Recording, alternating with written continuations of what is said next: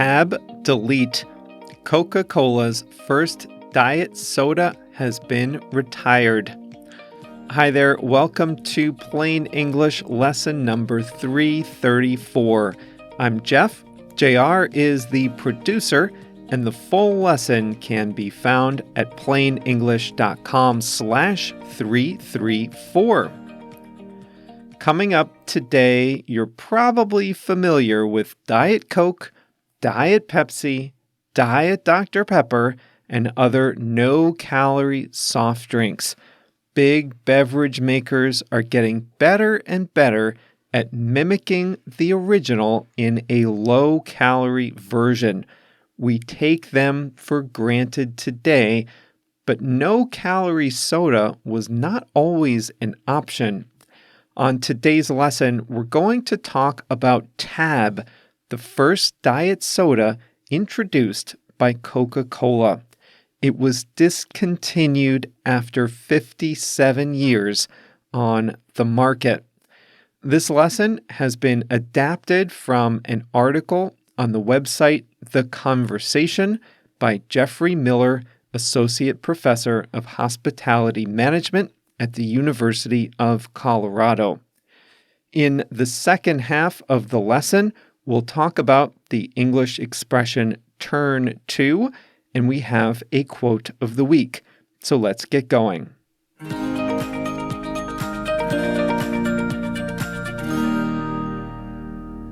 The Coca-Cola Company's original diet soda brand, Tab, is headed to the soda graveyard.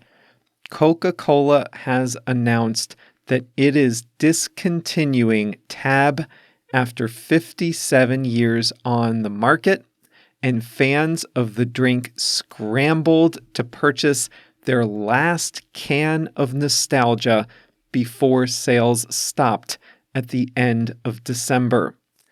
Tab was not the first diet soda. That honor belongs to a beverage called, creatively, No-Cal, which was developed by beverage industry pioneer Hyman Kirsch in 1952. Kirsch wanted to create a soda for diabetics and people with cardiovascular problems, so he used a chemical called cyclamate.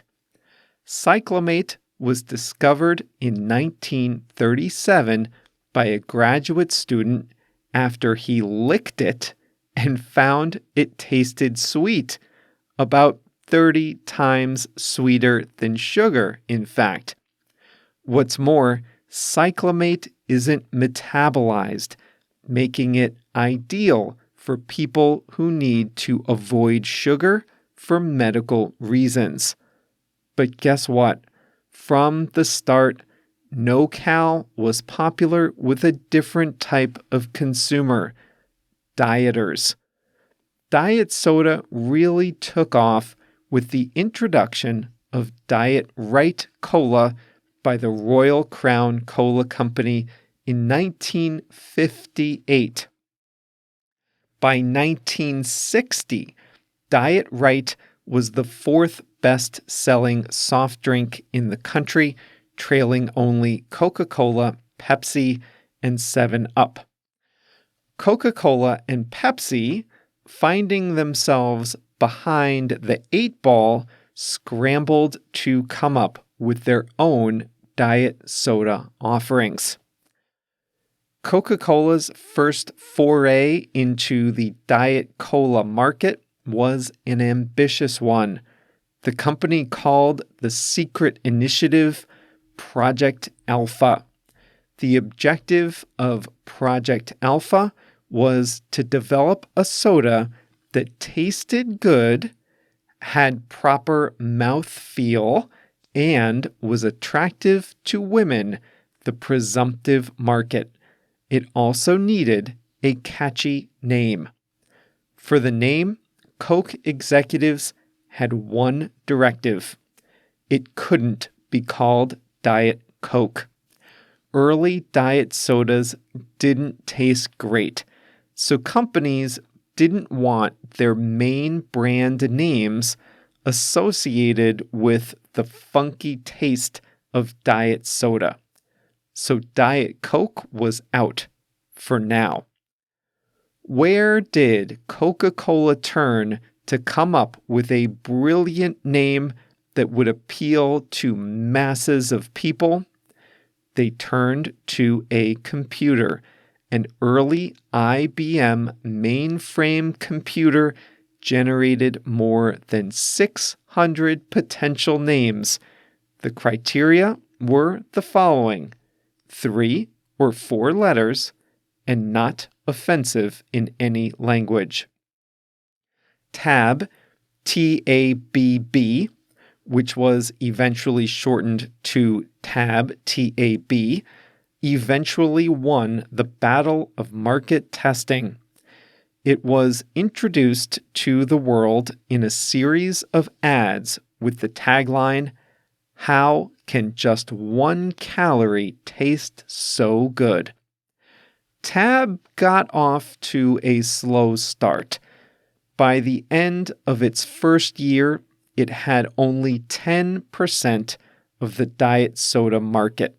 It found itself competing with other Coca-Cola diet sodas, including one with a grapefruit flavor. It ran into other troubles. All diet sodas relied on artificial sweeteners.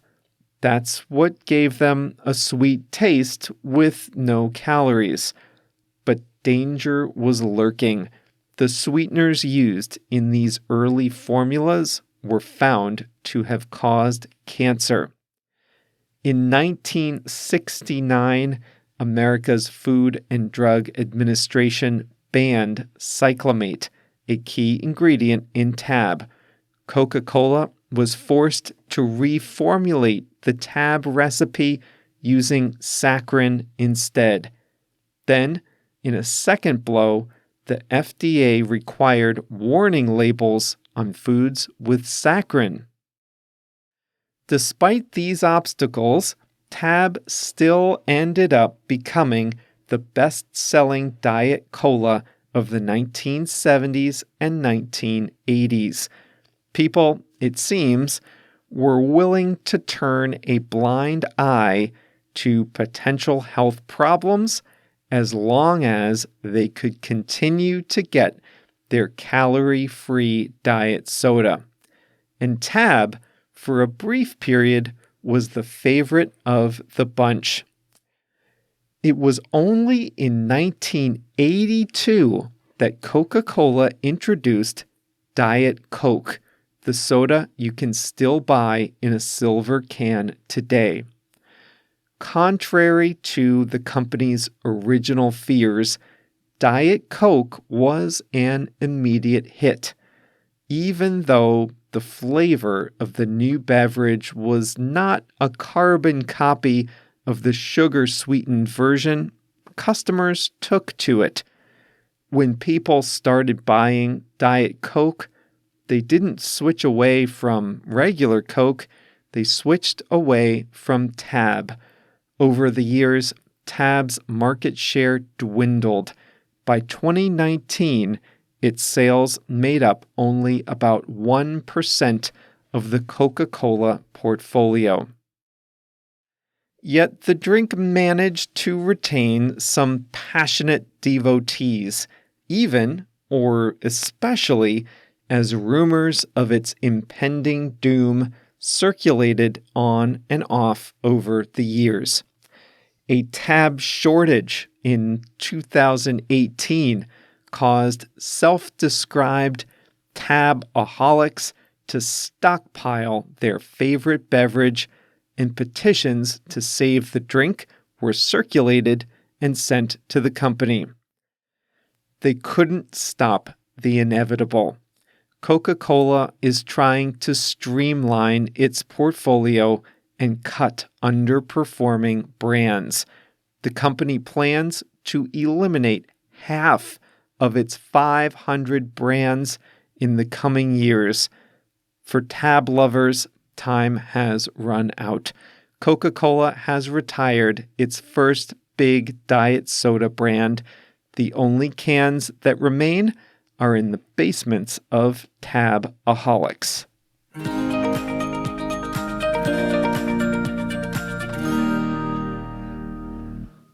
A couple questions come to mind. Cyclamate, that original cancer-causing chemical that was 50 times sweeter than sugar. A graduate student discovered it was sweet in a lab when he licked it. Is that the recommended procedure? I don't think I'd go around the lab licking chemicals to see how sweet they are. Second question. Have they ever stopped making a product that you really like? When a company stops making a product, we say that product is discontinued or has been discontinued. So tell me in our Facebook group for listeners if a company has ever discontinued a product you really love. And you can join our Facebook group at plainenglish.com/Facebook. It'll take you right there.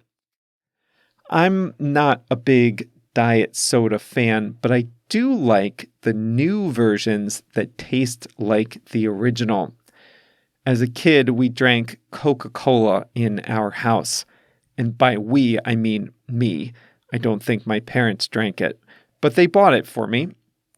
And today, I don't drink it as much because of the calories, but Coke Zero Sugar is good. It's not exactly precisely the original Coke, but to me, it's really close. And to me, it doesn't have that funky chemical taste of Diet Coke.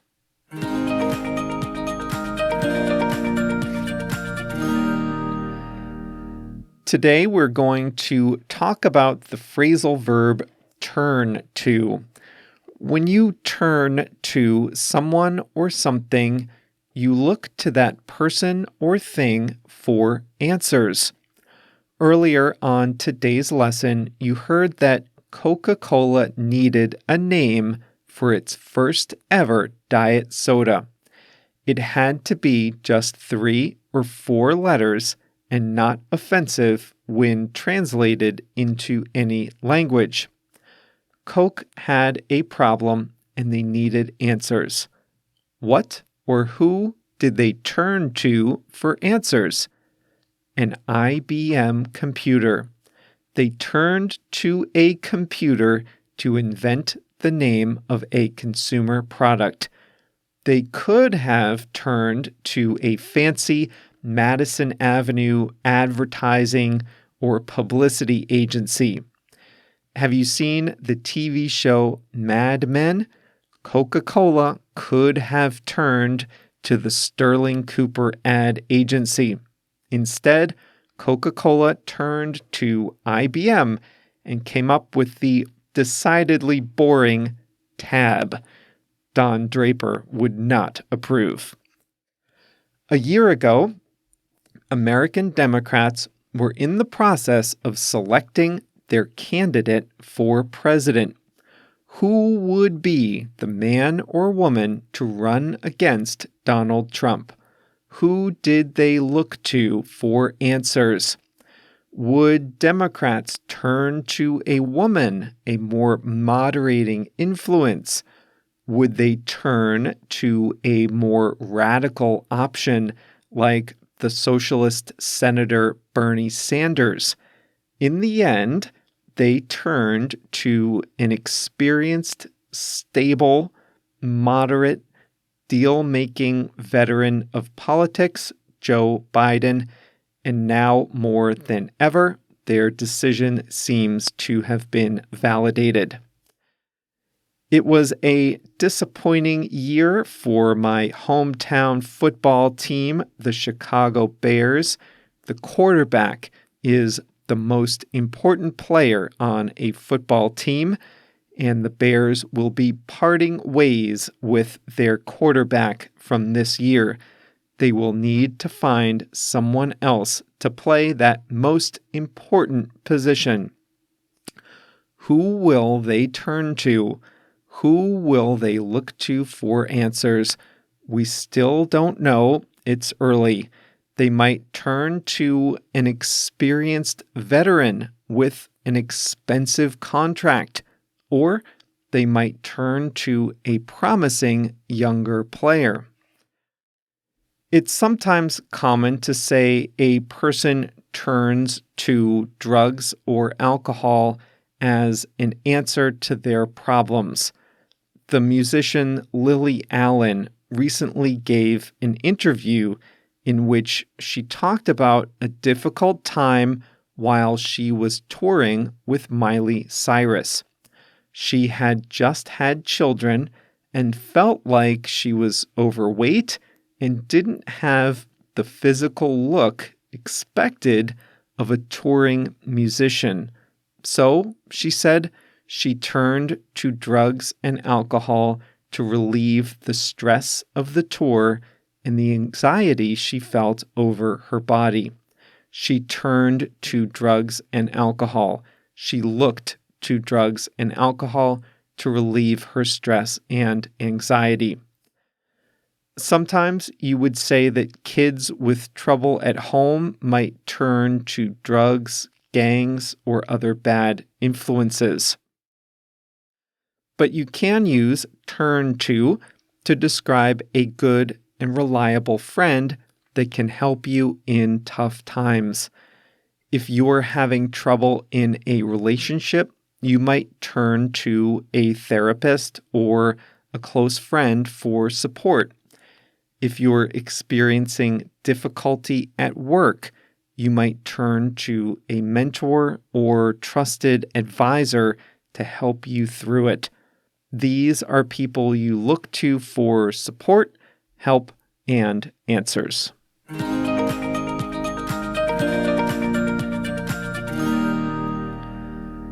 Today's quote of the week is by the author Lisa C. She says, "Read 1,000 books and your words will flow like a river."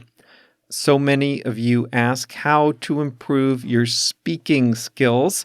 You do definitely have to practice speaking and producing, but the reading is time to reinforce the meanings of words, to see them in different contexts, to have confidence to use them. So keep this quote in mind. Read 1,000 books and your words will flow like a river. And that is all today. I hope you enjoyed today's audio lesson. We have a good video to accompany this lesson too. We talk about how to introduce doubt in your voice when you're talking about events in the present or the future. You can use that same device to introduce surprise that something happened in the past. Now, these video lessons are all about how to elevate your speech so you can express more complex ideas naturally. And this video is a great example of that. So check that out if you're a Plus member. If you're not yet a Plus member, you can find all the joining details at plainenglish.com/plus, Plus. Our next lesson is going to be on Thursday. This will be another light-hearted episode. It's all about left-handedness and how hard it is to be a lefty in a righty's world. Remember to join us for that one coming up right here on Thursday. See you then.